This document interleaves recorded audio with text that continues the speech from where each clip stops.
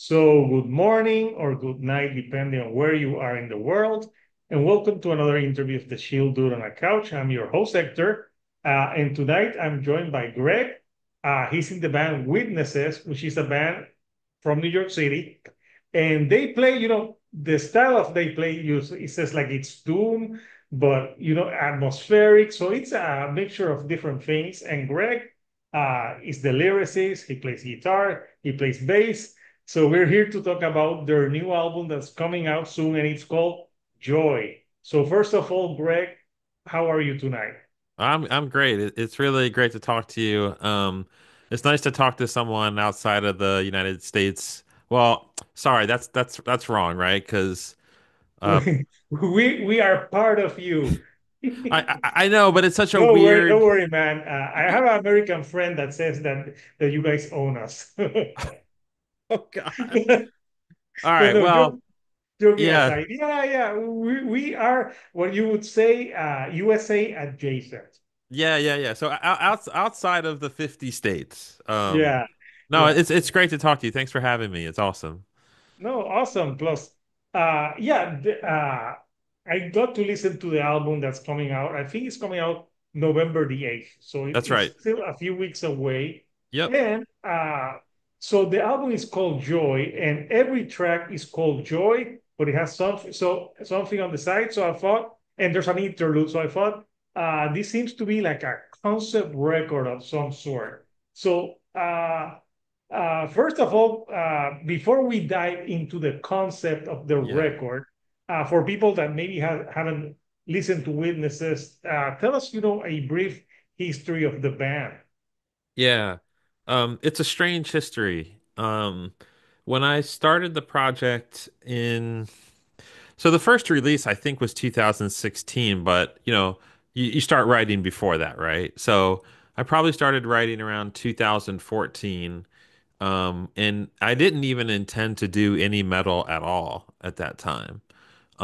So Witnesses has kind of like three tracks, as I like to call it, or like, I don't know, something, three areas. Mhm. I have these releases that are like what I call cinematic ambient, that are highly instrumental and very atmospheric. And then there's an EP that's like all driven by like keyboards and steel string acoustic. And then there's this doom post side of things, which I've released a few albums like that. So it's kind of a marketing nightmare, to be honest. But it's what I want to do. Yeah. I've had conversations with people who are like, why don't you release that stuff under different names? Like if you want to do the ambient stuff, call it this. If you want to do some acoustic thing, call it this. And I don't know. It's just a choice I made. I wanted to start a project where I could call it one thing and do whatever I wanted. Like that's it. Like if it's unlikely, but if I wanted to do a rap album, I'll do a rap. Like I just don't give a shit, you know? I wanna just have this project and have it be whatever I want it to be at any given moment, with wherever my writing is taking me. Does that make sense? Yeah, that makes total sense. Like I can, like it's the same with my channel. Like I named it the Shield Dude and Couch Reviews because I didn't want to say like the metal dude because Totally. I don't consider myself like a quote like typical like metal dude. Me Like neither.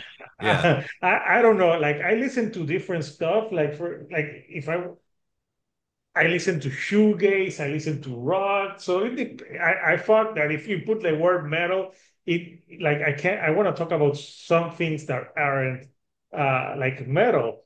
So uh, haven't they called your music? Because every time that you do, there's musicians that do different stuff, avant-garde. I, you know, for me, like, no offense to anyone who uses that term, but to me, it sounds kind of pretentious. It, Um, it really kind of does. yeah.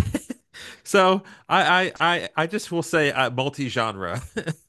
uh, Yeah, could you imagine someone asking like, "What are you?" I'm like, "I'm avant-garde." Avant-garde. Like, what is avant-garde? Like Bjork or something? Like, I feel like you have to be a pretty badass You know what? musician. I would say Bjork is avant-garde. Bjork Yeah. is weird as fuck. You, Yeah.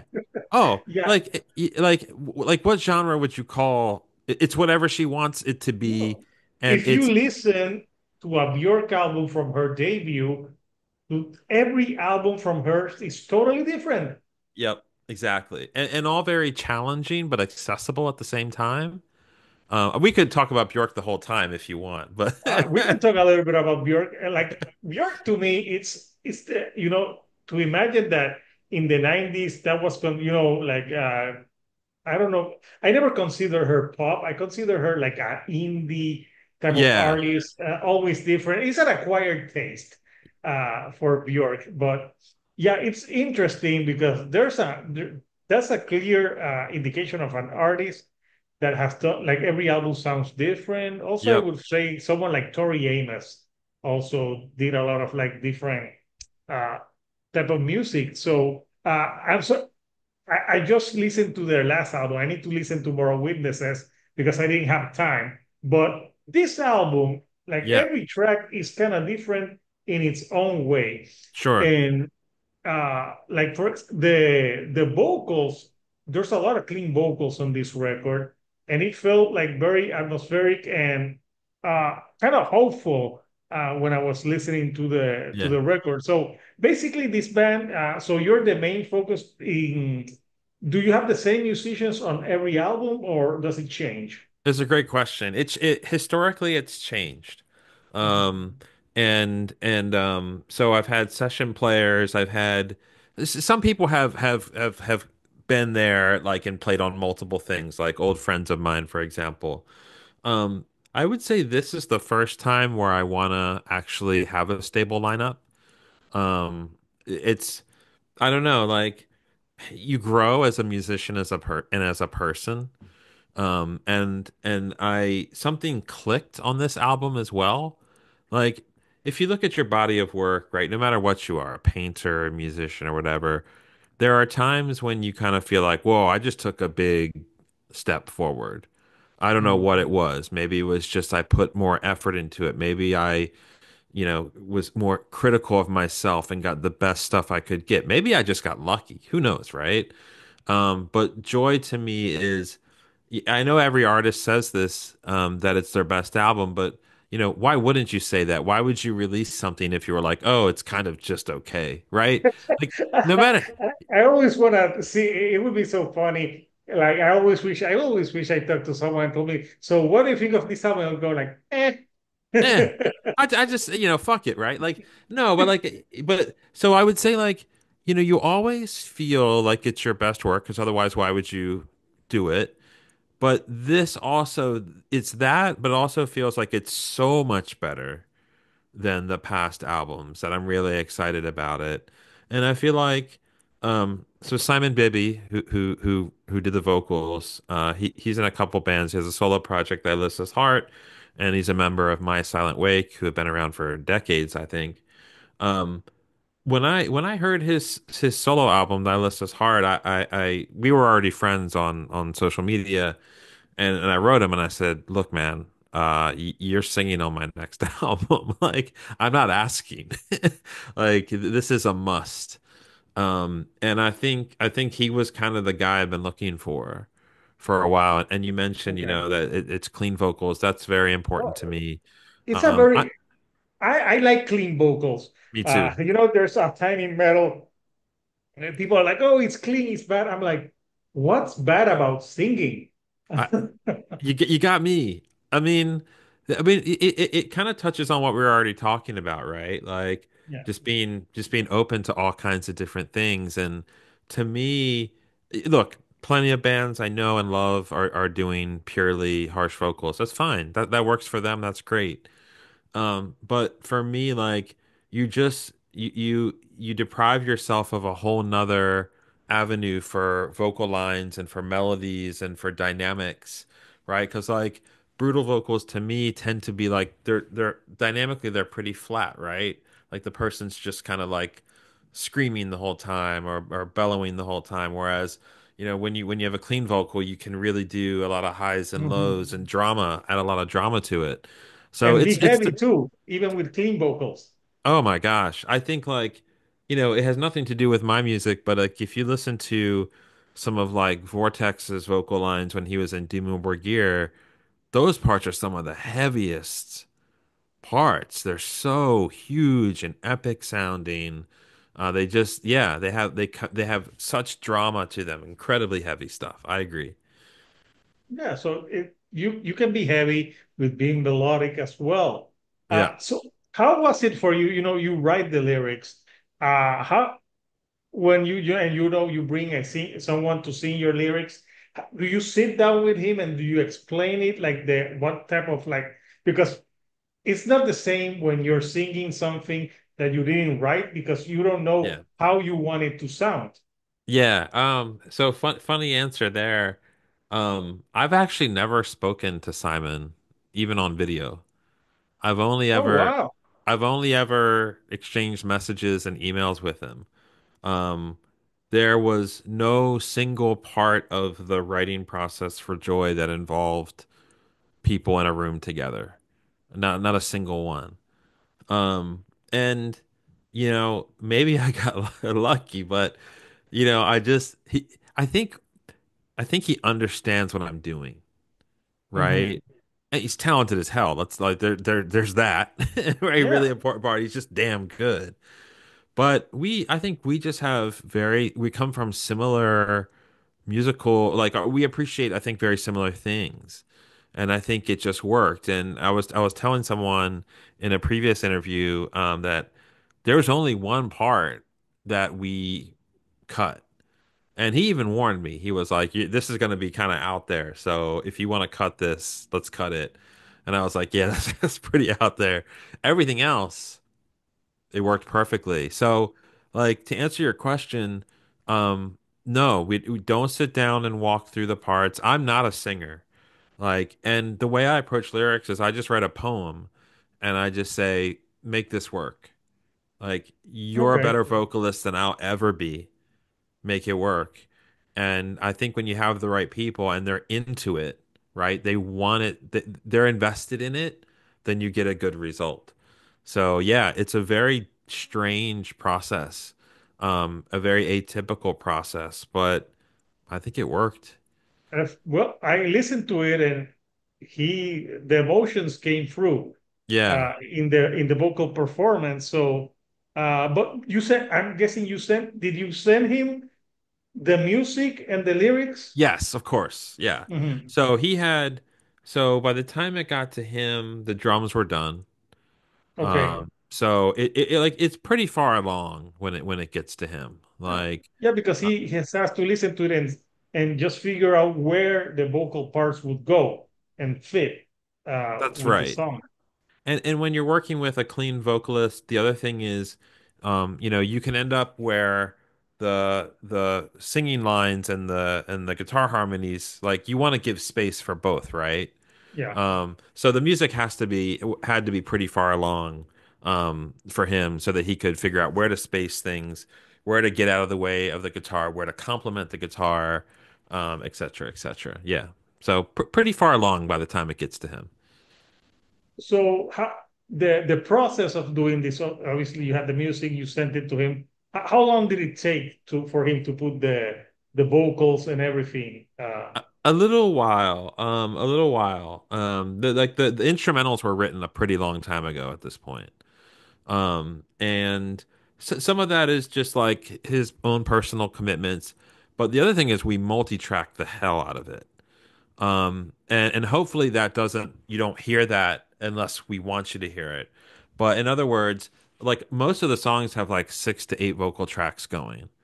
And so some of these are like panned very hard and then very low in the mix. So you really Mhm. have to kind of work to hear them. And then other times we bring that out when there's like a really key harmony that we want to like have that will like embellish or accent part of the song. So Okay. part of the reason why it took a long time was I was torturing him with multi-tracking. Like, That's very Alice in Chains of you. oh, hey. I saw your Instagram that you have Black Gives Way to Blue. I mean, one of my favorite bands, and I'm not a I'm no Shredder or Guitar Hero guy, but And maybe Jerry Cantrell isn't either, but like one of my favorite guitar players ever. He's Um, putting out a record this Friday. oh, that's right. I forgot he has a solo one coming. Yeah. And it's like, uh, you know, uh, I'm not sure if you share this view, but that was I mean, comeback That was albums, right? one of the best comeback albums ever.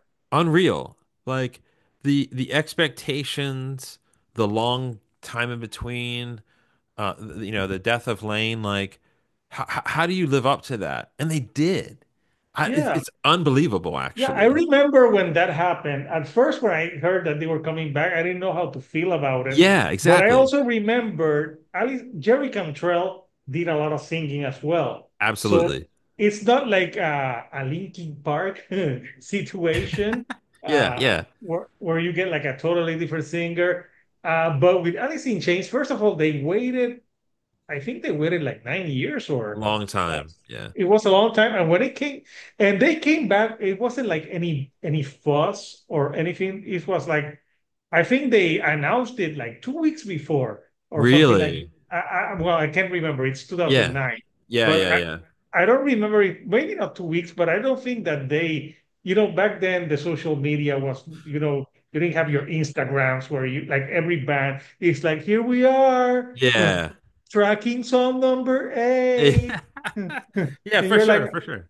oh, like we finish. Who wants a clip? So sometimes I wish that we would go back to the 90s where there was a lot of mystery because, like, even now I don't get as much excited for new releases as I used to do because once sometimes when the new release is out, you've already heard half the fucking album.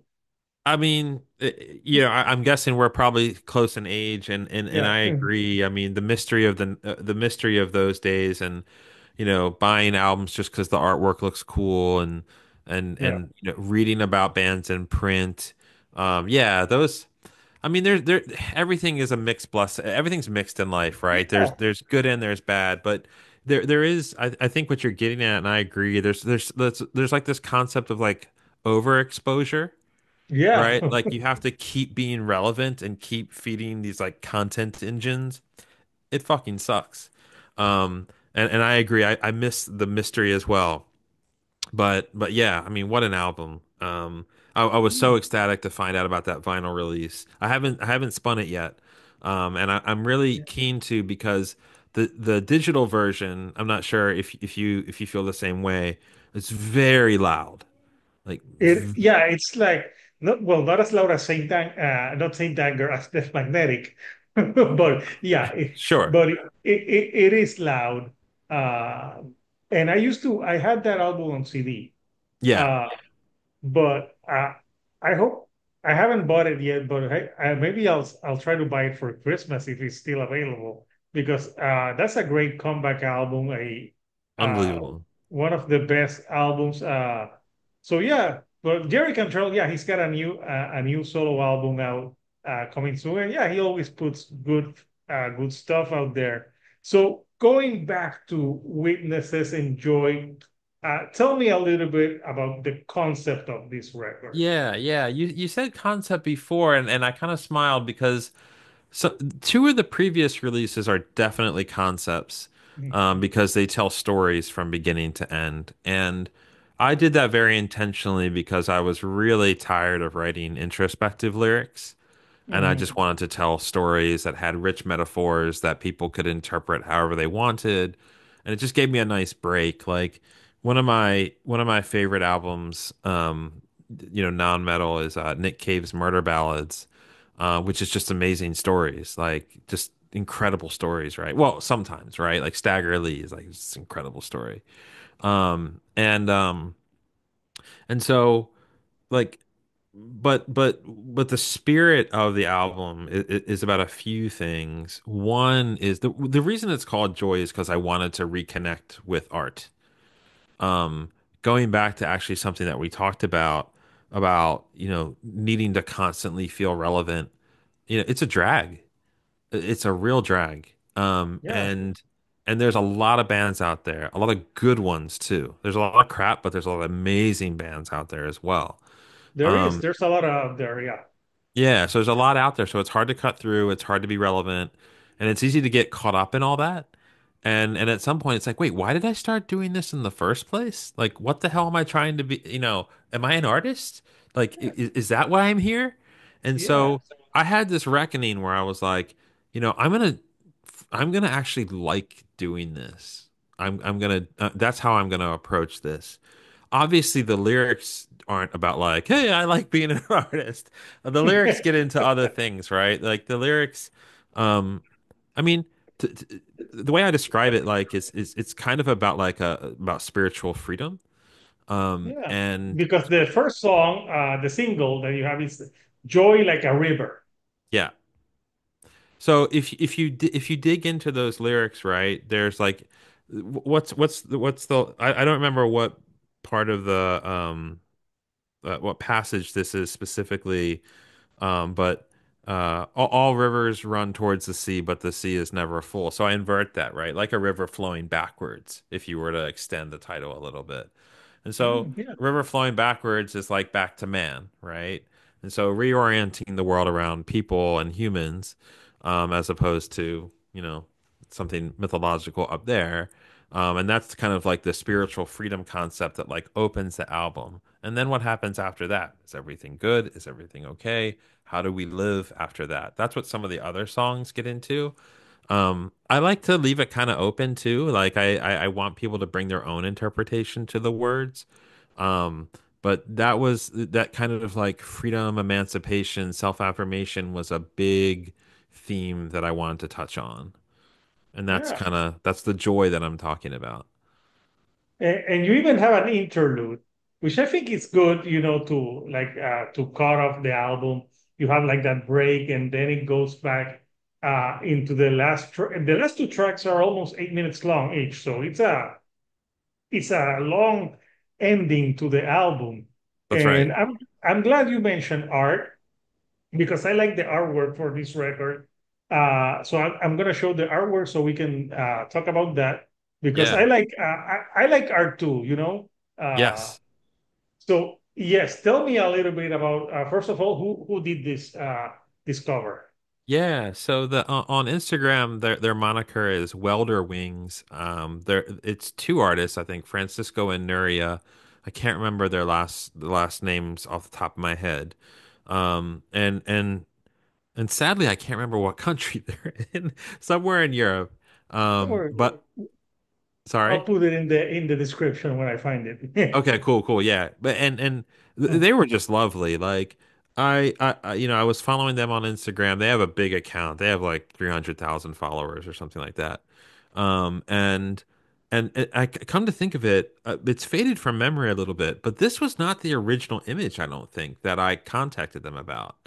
I think it was something else that kind of grabbed me, and I was like, "Hey, I want to license this. I'm an artist, yada yada yada." And for some technical reason, we couldn't use that piece. But they were like, I really wanted to go with them because they were great. And so, perused more of their catalog, found this, and I was like, "Well, shit. I mean, this is like a hopeful." Image that I Yeah. think fits the And is it music. a painting or did they use AI or Definitely not AI. because it looks like a painting, but sometimes you can't be sure, but yeah. Yeah, I think like I would probably call it mixed media. So I Yeah. think they take pieces of different things and then kind of like, orient them digitally. Certainly no AI. I'm Yeah, it looks opposed to that. Italian because the lady who's sitting down or asleep. I remember I saw a lot of like my grandmother when she went to Europe. She bought like you coasters that had that image of a lady like and that's what she used for coasters.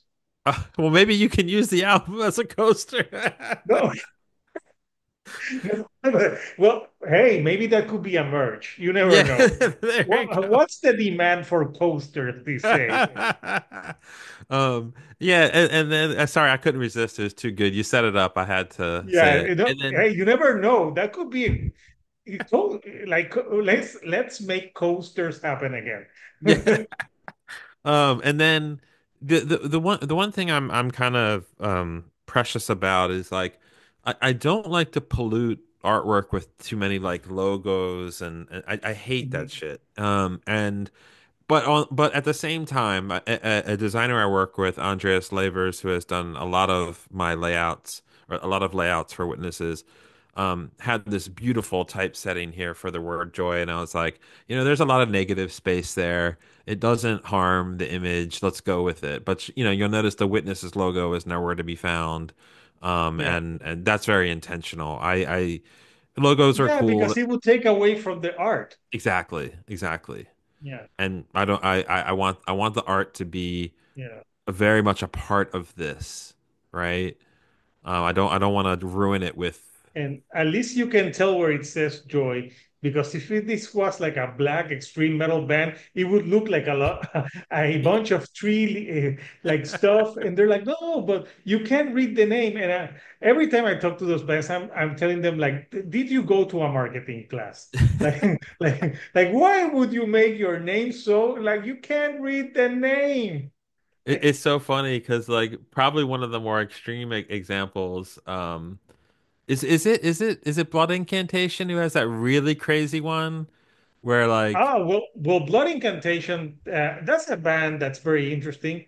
yeah. They put out a new album that was I reviewed it on my channel, and I was sold with that album because it's like Pink Floyd meets death metal. Yeah, yeah. I haven't listened to it yet, but I know they had Steve Roach open one of their shows in Colorado, which is completely mind-blowing. I've never seen a legendary ambient artist play with a death metal band before.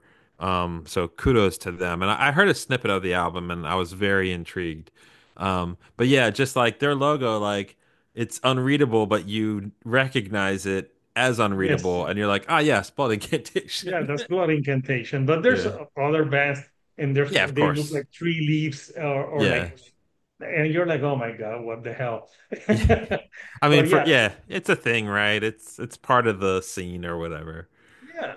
But yeah, no, this is a great artwork, and I think it goes with the music because there's like beauty and intrigue, and uh, you don't know why there's a hole in the side of her arm, and there's like doves, and so yeah, it's a the type of artwork that I said coaster, but I would hang this on a wall. Hey, there's a second merch idea. Maybe there'll be a Joy poster. Yeah, you never know. So Yeah. I don't know if like obviously you've been asked before about the name of the band, Mm. but why Witnesses? It doesn't mean anything. I just thought it sounded cool. That's it.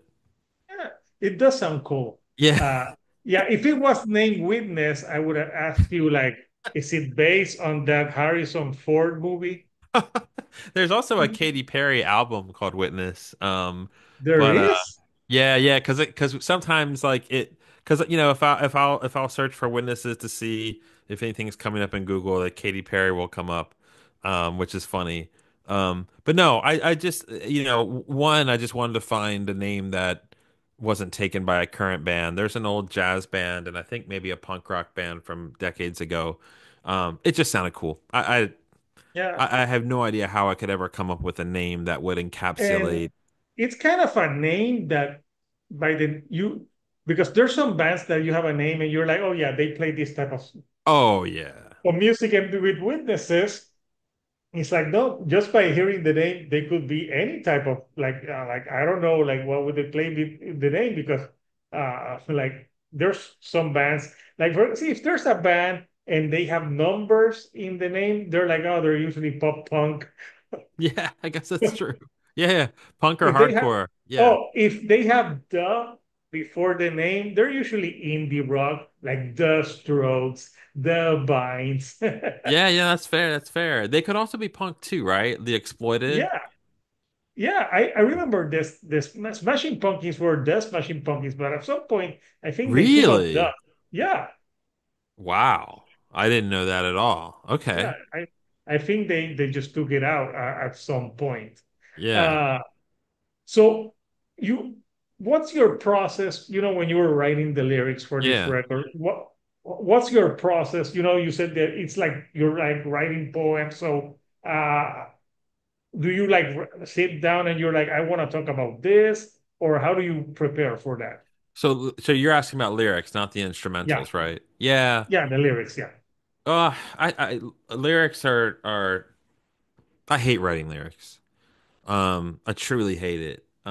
It's really hard to like. What are you gonna talk about at this point? Like, I just feel Yeah. like, what's there to say? Um, I feel the same way, but especially when I'm doing album reviews of brutal death metal, yeah, I'm like, how many words do I have to say? Like, it's brutal. yeah. I Like, mean, like, right. You run out of ideas, right? And so that's going back to a few questions ago. That's why I was doing stories for a while. mm, Um, and so like. I think what I try to do to answer your question as best I can because I certainly don't have this down to any kind of like repeatable thing where I can be like, all right, let's do it. Let's write some lyrics 30 minutes later here. Like it has, yeah, you just have to time it right. You just have to be lucky. So, but you know what though? The more I think about it, there's a few things. So I think I try to find inspiration from non-musical sources. So there like could be books. a Mhm. books, a line of dialogue in a movie or show, can send me off like in a direction. So one of my the first metal album, doom metal, post metal, I don't care, whatever you want to call it, album was originally going to be called A Game of You. I'm not sure if you follow comic books, but that's an issue of The Sandman by Neil Gaiman. And I read some I of Neil. I read a few. I read which American Gods. I read that book by him. Sure. Yeah, of course. So Sandman's a comic book, right? Mhm. And one of the issues is called one of the stories is called A Game of You, and I'm obsessed with it. And I think and I was like, well, it is fair use to, name a work that's the same of another work, but I was like, that's a little too close for comfort. So I just named a song "A Game of You," and it's an homage, it's a tribute. It's very much it's me paying tribute to that story. But the reason why I bring this up is because I just think there's probably a lot of places you can find inspiration from. If I were to sit down and just be like, oh, let me think about like love or heartbreak, I would just sit there frustrated. Like I need some kind of phrase or idea to go in that direction. And then from there, I don't worry about fitting it to a riff or the composition. I just write until I feel like I have enough that I've put the thoughts out there. And then, working with Simon, I'm like, hey, if you need to cut stuff, if you need to rearrange it, move some words around, move some of the, just do it. Who cares? Like, if it doesn't change the meaning, or the basic flow, just edit it Yeah, as you see because fit. there's a difference between poems and making it fit to a song. Yeah, like Yeah, uh, exactly. But if I thought about that, if I was thinking about like, oh, how am I going to make it fit with riff A? Screw it. It's not worth it. Like, I'm just like, let me just get these damn words out. And if they sound cool and they're ambiguous, like ambiguity is really important to me. Like yeah, I would yeah. never This is want to the type of record that, like, I think every song could mean something different. I exactly did feel like it was kind of hopeful in a way, that. especially the way it was sung. Yeah, it is hopeful and like um that's just I don't even really try to do that. It just happens. People have been Yeah, saying this since the very earliest days. They're like, man, this is doom metal, but like there's something, yeah. about it. Like it's Yeah, uplifting, it's and I'm like like, some artists. Like if I want to hear something sad, Tom York from Radiohead always does it. Even I don't know if you've heard the other band he's got. It's called The Smile, I heard but about it. I haven't listened yet. Is it good? yeah, yeah, it's pretty cool. It's pretty. Okay. I prefer Radiohead, Yeah, sure. but it is cool. But I think it's a more like traditional like rock. Got it. Then and apparently Radiohead is not getting. I don't think they have any rush to get back together. Right. Uh, but who knows? But yeah, so Greg, when you're, you write your album, you have the music. Uh, what do you like when and you send it out into the world? Hmm. What do you want the listener to feel when they're listening to your music? And I've never been asked that question. I I Um, I got all deep, man. no, I love it because like I have to think for a second. Um, I mean, ultimately, I do have an answer for this. And it's not a super direct answer. Um, but you know how there are albums where you remember where you were when you heard them the first time? Yeah, especially the 90s ones Yeah, when well, when I was right. growing up. Yeah, because I mean, you and we're dating ourselves here, right? Like, I don't obviously, I don't I don't care, but like there's albums for it that I know where I bought them. And I'm like, why do I remember this shit 30 years later? but that's what I want. That's what Yeah. I want that. I want someone to say, damn, like I was in this place. I was living here. This thing was happening in my life. I related this thing to an experience I had. That to me is the ultimate feeling because I have albums. And I bought this coaster. And I put my favorite beer on it. But no, I'll tell you an example. Like one album that like moved me very much was Godspeed You Black Emperor. Lift Your Skinny Fist Like Antennas to Heaven. I can picture the exact couch in the exact room, the stereo, everything about when I first listened to that album. And it's like that to me is when you've really connected with something and it's really Oh made an yeah. impression on you. There's even for me some music that reminds me of like what I was doing at that time, who I was seeing. Yeah, sure. Oh, of But course. the bad thing about that there's also music that can get ruined. I've seen this YouTube podcast or they're like ruined music and the person's like, oh, this song is ruined because this happened. And I'm like, oh, that happened to me a few times But where music. at the same time, nothing's better than overcoming that experience and Yeah, reclaiming that album for yourself. I know that's true. exactly what you mean. But then maybe just as time passes, you can move past it and that album is yours again, which is also a great feeling. Yeah, no, but that's the good thing about like timeless music. Yeah. Like you can remember things and put it into your own life and no, like, and there's music that if you're feeling sad, you put a record and it uplifts your mood. Yep.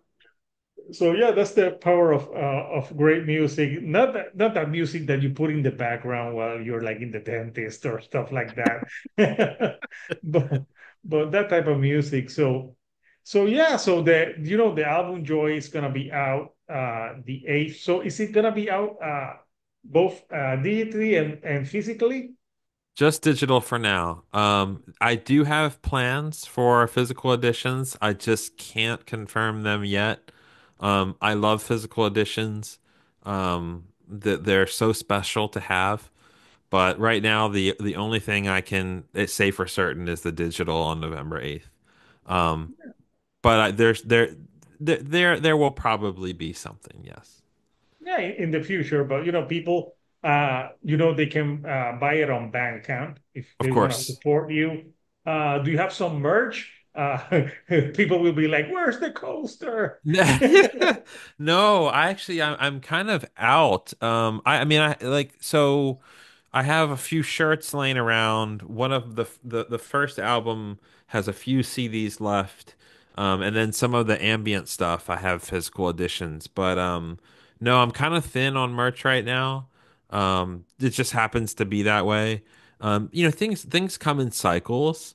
And maybe if this album gets some reach and finds some new fans, it'll be time to put Yeah, some new merch out for the there. But merch. most of my budget I think went to the album itself. So yeah, kind of nothing right now. Nothing right now. Yeah. And this type of project, do you? I know you have revolving musicians. Do you plan on doing some live shows here and there? It's a great question, and I think this is the first time I'm really considering it.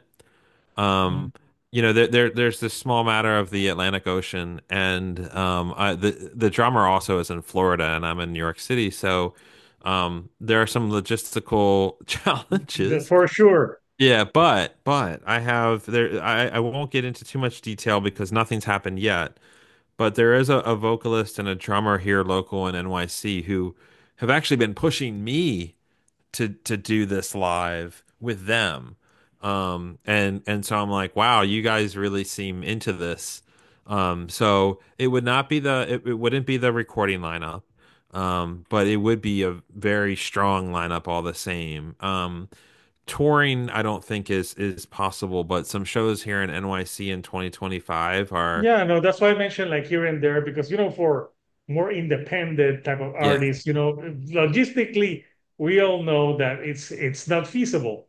It's not. It's not. But I've never been closer in the past 8 to 10 years than wanting to do this live. So I think there's a good chance. And if you think about it, drums and vocals are the hardest part. Like there's a million freaking guitar players out there. Um, so the And the apparently hardest nobody parts. gives a shit about the bassist. No, why would you? No, In I'm fact, joking. no, no, no. In fact, if it happens live, I actually want to play the bass because Oh, it would be the most fun. Like no one cares. Like I can just sit up there and enjoy it. makes sense. But yeah. But I listened to the record and I think it would be cool to listen to live, especially like in a small venue, like Of course, yeah. where you can really take in the music. So, Greg, I want to thank you for taking some time of your night to chat with me, about Witnesses, the album Joy, different type of music, art, Yeah, you yeah. name it. We've covered all the bases tonight. Yeah, thank you, Hector. I mean, this was a lot of fun and we could have done 45 minutes on Bjork. Maybe next time. Maybe next time. So, before I let you go, anything that you would like to say to the people before we go? Well, I want to thank you again. To people, to fans, or whoever. I guess the only thing I can say is, if you've supported me so far, thank you. And then otherwise, check it out. Like every stream, every click matters a lot to me. Going back to something we said before, it's so hard to cut through with all the bands and good bands out there. So if you check it out, I appreciate it. It's all I can ask. Yeah, seems fair. So yeah, I'll post the link for people who want to check out Witnesses. Cool. So it's an album that it has the word doom, but it's a it's kind of chill at some parts, but heavy. Like it's the word that doomy, where it's like it's heavy, but it's also chill at the same time. So it's a record that to me it works a lot with spacing. I love that, and I think I think I would just say I hope it's dynamic. Yeah. Like I hope it goes from like, light to dark, heavy to not so heavy, and that's I need to keep myself entertained as well, and Yeah. and so I need that contrast in the That composition. contrast. Yeah. So I would tell captures if you like grindcore, no, there's no 15-second track like where they go like it's over. You're like, what the hell? And the album's 8 minutes, but no. But I really, I enjoyed it.